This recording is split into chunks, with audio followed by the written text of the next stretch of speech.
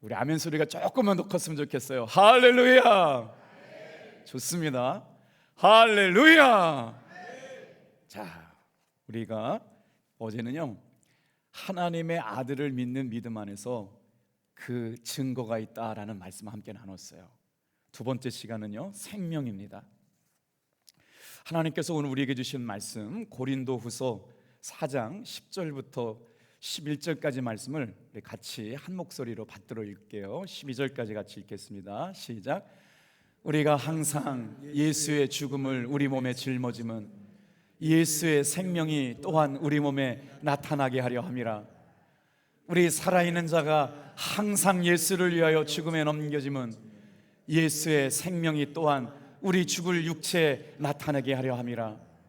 그런즉 사망은 우리 안에 역사하고 생명은 너희 안에서 역사하느니라. 아멘.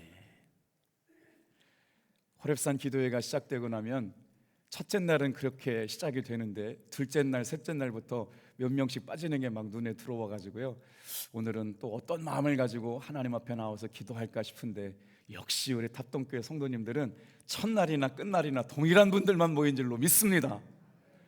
자, 옆에 분하고 우리 오랜만에 손 한번 잡아볼게요. 이 모습 이대로 끝까지 승리합시다. 할렐루야. 아멘. 한문에 비막대어 심사라는 말이 있어요. 무엇이 슬프다 하여도 마음이 죽는 것보다는 슬픈 일이 없다라는 말이에요. 다 같이 한번 따라해 볼게요. 비막대어 심사. 살다 보면 슬픈 일 만나죠. 억울한 일도 만나고요, 힘든 일도 만납니다. 그런데 그 많은 슬픔과 어려운 일 중에 제일 슬픈 일은 비막대어 심사. 심사가 뭐예요? 마음이 죽는 일이래요. 마음이 죽으면 사실 육체도 무너지고 여러분 정신도 무너지게 되는데, 오늘 이 새벽에 나와서 말씀을 듣는 여러분, 설교 시간 그래봐야 15분 20분밖에 안 돼요. 그런데 이 시간 뭔가 하나 하루를 살아가면서 이길 수 있는 마음의 새김이 있어야 되는데, 무엇을 심고 돌아갈까? 내 마음에 새겨진 예수님이 살아있게 된 걸 확인하고 오늘도 그 생명을 소유한 사람들이 이기고 승리하는 사람들 될 줄로 믿습니다. 자, 우리 마음에 예수님의 생명이 살아있다라고 하는 것, 어제 어떻게 말씀을 드렸어요? 내가 예수님을 구주로 고백하고 있는 사람이라면 내 안에 구원의 확신이 있다. 내가 하나님을 아버지라고 고백하며 사는 사람이라면 내 안에 생명이 있고 구원이 있다. 내가 하나님의 은혜로 살아가는 사람이라면 내 삶에 하나님의 놀라운 구원과 생명이 있는 사람이라고 여기고 살라고 말씀을 드렸는데, 오늘 어제 말씀을 읽고 저도 강단에 와서 제 설교를 다시 한번 묵상해 보는데 이런 게 있어요. 자, 놀라운 말씀이 아닐 수가 없어요. 다 같이 한번 따라해 볼게요. 아들을 믿는 자에게는 증거가 있다. 그러니 오늘 이 시간에 예수님의 생명과 비추어 봐서 아들을 믿는 자에게 증거가 있다라고 말씀하시고, 그 증거가 뭘로 나타나느냐? 생명으로 나타나게 된다는 거예요. 오늘 우리에게 주시는 생명이 뭔지 함께 나누게 될 텐데, 런던에 가면 왕이 세운 국립병원, 왕립대학병원이 있어요. 킹스 칼리지 하스피털이라고 하는 건데, 거기서 암 연구를 했다 합니다. 어떤 암 연구를 했는데 암에 걸린 사람들의 신앙심과 낙심에 관한 연구를 했대요. 그래서 샘플링을 해서 유방암에 걸린 57명의 환자들을 뽑아가지고 당신은 암입니다 라고 했더니 두 가지 반응을 보였다는 거예요. 아이고 이제 죽었구나 라고 하는 사람들이 있는가 하면, 당신은 암입니다 라고 하는 충격적인 소리를 들었는데도 불구하고 기도하면서 믿음으로 살아보려고 하는 두 부류의 샘플을 뽑아가지고 57명을 연구를 했다는 거예요. 참 놀랍죠? 그러니까 우리만 암에 대한 두려움이 있는 게 아니라 서구 영국은 얼마나 선진국이에요. 그 사람들도 신앙심을 가지고 암을 맞이하는 것과 그렇지 않은 사람들을 비교 연구를 했는데, 자, 10명 중에 7명이나 되는 사람들이 유방암에 걸렸는데 10년 이상 생존한 사람들이 어떤 그룹에 속해 있던 사람들이냐? 믿음을 가지고 암이 고쳐질 수 있다고 믿었던 사람들이 놀랍게도 10명 중에 7명이 10년 이상 생존했다라고 하는 결과를 얻게 됐대요. 당신은 암입니다 라고 하는 소리를 듣고 나서 이제 나 죽었네 라고 이야기하고 낙심한 사람들은 5명의 5분의 4, 10명 중에 8명이 바로 죽더라는 거예요. 그러니 여러분, 오늘 이 새벽에 우리가 이 새벽을 깨워가지고 기도하면서 하나님의 말씀을 듣는 게 왜 중요하느냐? 다 같이 한번 따라합시다. 아들을 믿는 자에게 증거가 있고 그 증거는 우리 마음속에 생명으로 나타난다. 오늘 시간 어떠한 두려움과 염려와 불안이 우리의 삶을 좌절하게 만들더라도 예수님의 십자가 붙잡고 일어서는 여러분 되기를 축복합니다. 축복합니다. 축복합니다. 할렐루야. 오늘 이 세상을 살다 보면 절망적인 순간이 찾아오고 정말 내 힘 가지고 아무것도 할 수 없는 환경과 마음의 고통을 당하게 될 때가 있어요. 성경에 등장하는 어떠한 사람도 한순간도 이런 때를 경험해 보지 않은 사람이 없을 만큼 구약의 위대한 엘리야 선지자도 우리가 말씀 들었잖아요. 주여 차라리 나를 죽여주시옵소서라고 간청하는 기도를 우리가 열왕기상 19장 말씀에서 들었어요. 그렇게 구약에서 가장 위대한 종이었던 엘리야가 그랬듯이 신약의 가장 위대했던 사도 바울은 뭐라고 그랬는지 아세요? 힘에 겹도록 심한 고통을 당하여 살 소망까지 끊어져 버렸다. 3층 천에 갔다 오고 그렇게 능력을 많이 받고 예수님의 부활하신 그 능력을 보면서 그 눈꺼풀이 벗겨지며 부활하신 예수님을 만났던 사도 바울조차 살아갈 소망이 무너져서 죽을 것 같은 마음을 가지고 살아갔을 때가 있었다. 자, 우리 마음속에 이런 어려움이 찾아오게 될 때 우리는 어떻게 이기고 승리하며 절망의 늪에서 빠져나올 수 있을까요? 과연 예수님의 생명을 가지고 살아가는 우리들에게 어떻게 승리하고 이길 수가 있을까요? 오늘 3가지 말씀을 묵상하게 될 텐데 다 같이 한번 따라합니다. 증거가 나타납니다. 자, 십자가의 복음의 핵심은 생명은 뭐냐면요, 바로 십자가에 담겨져 있는 생명을 우리에게 주셨다라고 하는 거예요. 우리가 하나님의 아들을 믿는 자에게 자기 안에 증거가 있다. 다 같이 한번 따라합시다. 하나님의 아들을 믿는 자에게 자기 안에 증거가 있고, 그러니까 우리가 삶의 고난 앞에서도 내 안에 이걸 통해서 하나님 어떻게 역사하실까, 자기 안에 증거가 있다라고 하는 게 얼마나 감사하고 위대한 말씀인지 몰라요. 자기 안에 증거가 있고, 오늘 여러분 이렇게 많은 사람들이 새벽에 모여 깨어 기도할 때 자기 안에 증거가 있다고 말씀하신 그 증거가 나의 증거가 되기를 기대하는 분만 큰 소리로 하면 할게요. 할렐루야. 아멘. 아멘. 맞아요. 제 부흥회를 가보면요, 첫날 둘째 날이 어려워요. 근데 언제 은혜 받느냐 할 수 없어요. 기도원에 올라오고 부흥회에 참석하면 아멘을 크게 하는 사람이 은혜 받게 될 줄로 믿습니다. 그래요. 증거가 어떻게 나타나는지 요한일서 5장 10절 말씀에 예수님을 믿는 자에게 자기 안에 증거가 있다라고 말씀을 드렸어요. 그런데 예수님을 믿는 사도 바울은 뭐라고 고백했냐면요, 자신을 항상 예수님의 십자가의 죽음을 짊어진 사람이다. 그러면서 한번 따라해 볼까요? 나의 죽음과 예수의 죽음. 오늘 이 얘기하려는 거예요. 사도 바울은 평생 복음을 전하면서 전도자의 삶을 살면서 나는 죽었다라고 얘기하고 내가 죽음으로 내 안에 예수가 살았다 그러면서 나의 죽음과 예수님의 죽음을 어떤 의미가 있는지를 설명하고 있는데, 오늘 우리가 읽었던 10절 11절 말씀을 한번 다 같이 큰 소리를 읽어보겠어요. 시작.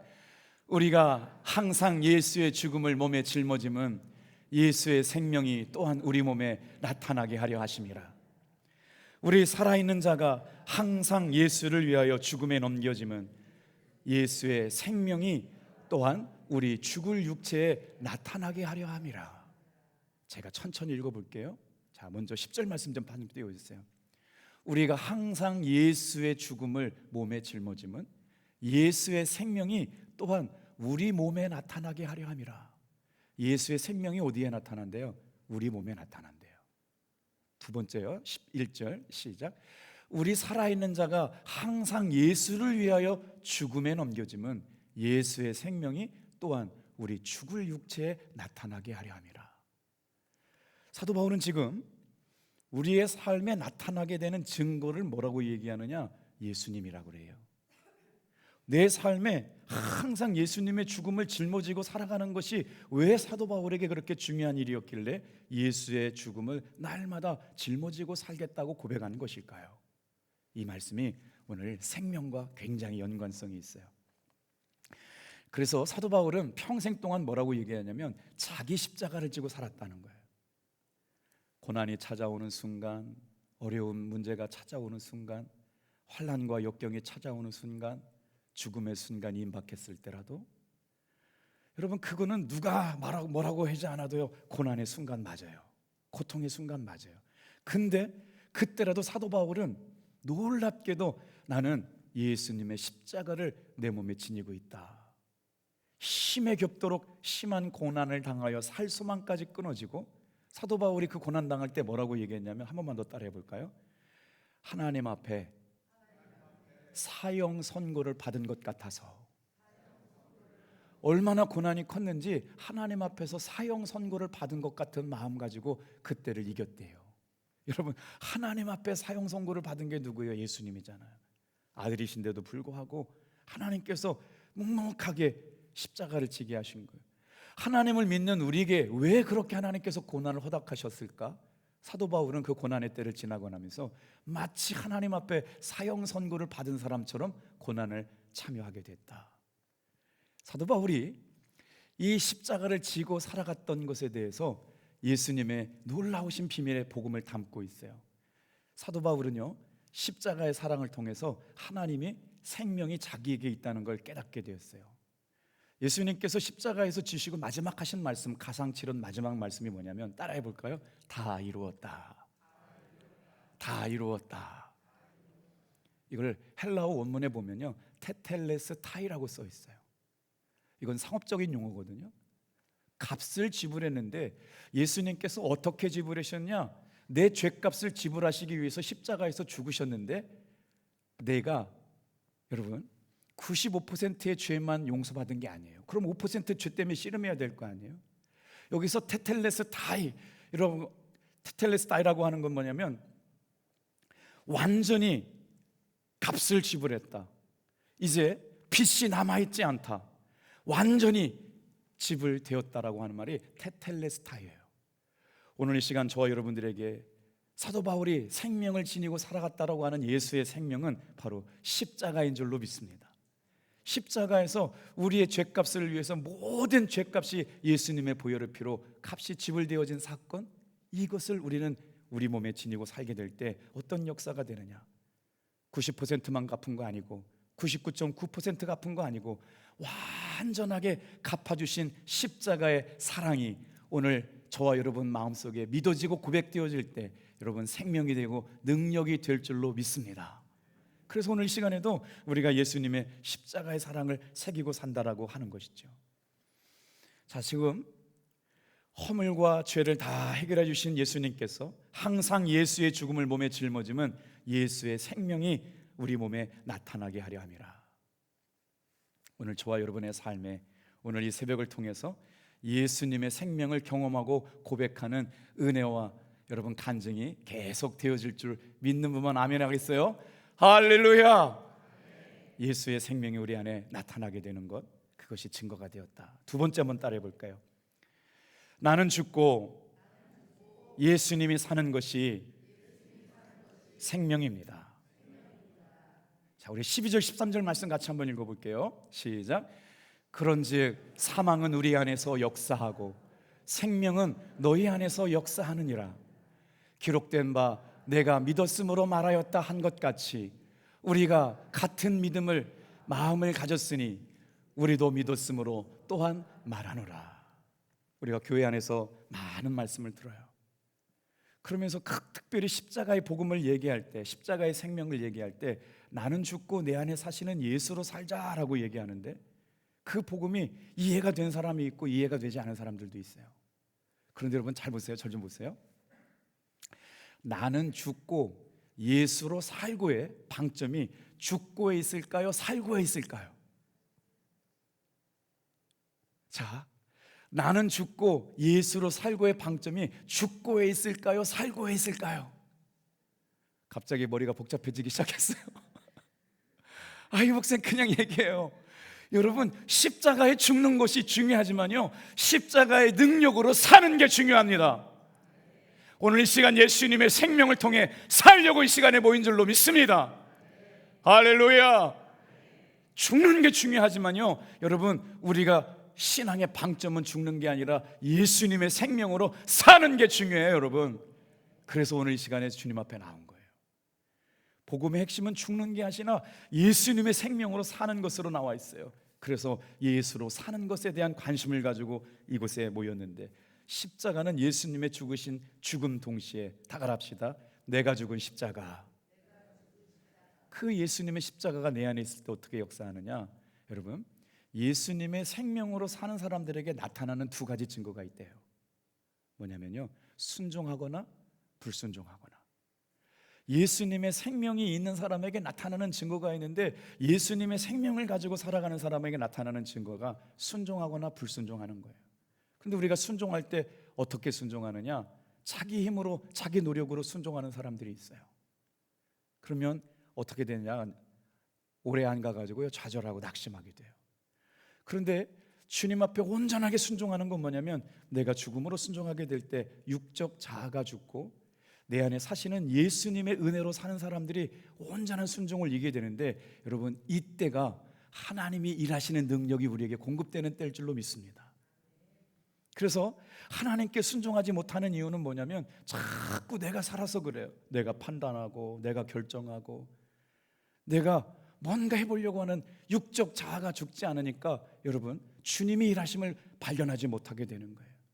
오늘 이렇게 귀한 시간에 모여서 기도할 때마다 다시 한번 따라해 볼게요. 나는 죽고 내 안에 사시는 예수를 경험하자. 그래서 어떻게 하면 우리의 삶이 예수님이 주시는 생명을 가지고 사는 사람이라고 사도 바울은 얘기했느냐? 예수님을 따르는 길은 사도 바울이 이렇게 얘기해요. 갈라디아서 5장 24절 같이 한번 읽어볼게요. 시작. 그리스도 예수의 사람들은 육체와 함께 그 정욕과 탐심을 십자가에 못 박았느니라.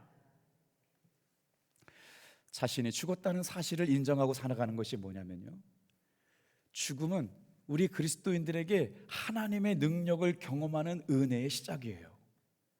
내가 사는 게 아니라 내 삶의 주인이시고 생명의 주인이시고 은혜의 주인공이시고 내 자녀들의 인생의 주인이신 주님이 내 안에 사시게 될 때 은혜의 시작, 능력의 시작이 오늘 예수님 내 삶의 주인 될 때 그 은혜가 시작될 줄로 믿습니다. 그래서 끊임없이 우리는 육체와 함께 그 정욕을, 탐심을 십자가에 못 박은 은혜로 살아가는 사람들이 됐다는 거예요. 이제 오늘 이 믿음의 고백을 가지고 살게 될 때마다 주님이 주시는 은혜의 마음을 소유한 사람이 사랑하고 용서하고 기도하게 될 때 여러분과 저도 그 은혜의 자리에 들어가게 될 줄로 믿습니다. 자, 우리의 마음속에 힘을 주는 말씀들이 참 많은데, 저도 이렇게 힘을 주는 말씀들을 뽑아놓고 암송하고 밑줄 치고 하는 말씀 중에 시편 103편 2절로 5절 말씀이 있어요. 이 새벽에 나오신 여러분, 이 말씀을 같이 한번 묵상해 볼까요? 큰 소리로 읽기만 해도 힘이 되는 말씀들이에요. 시작. 내 영혼아 여호와를 성축하며 그의 모든 은택을 잊지 말지어다. 그가 내 모든 죄악을 사하시며 내 모든 병을 고치시며 내 생명을 파멸해서 속량하시고 인자와 긍휼로 관을 씌우시며 좋은 것으로 내 소원을 만족하게 하사 내 청춘을 독수리 같게 새롭게 하시는도다.